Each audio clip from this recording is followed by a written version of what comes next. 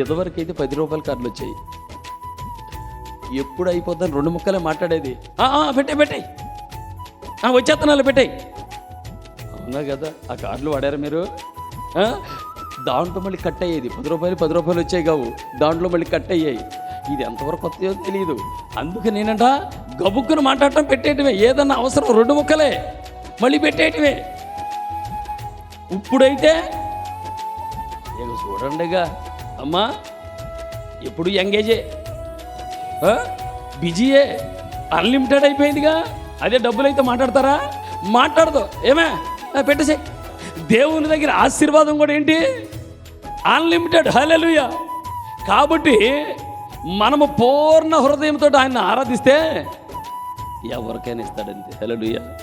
మనం ఆరాధించేది ఎలాగ ఆరాధించాలి? పూర్ణ హృదయంతో మనం ఆరాధించాలి అంతే. అప్పుడు ఎవరికైనా ఆశీర్వాదం ఉంది. హల్లెలూయా.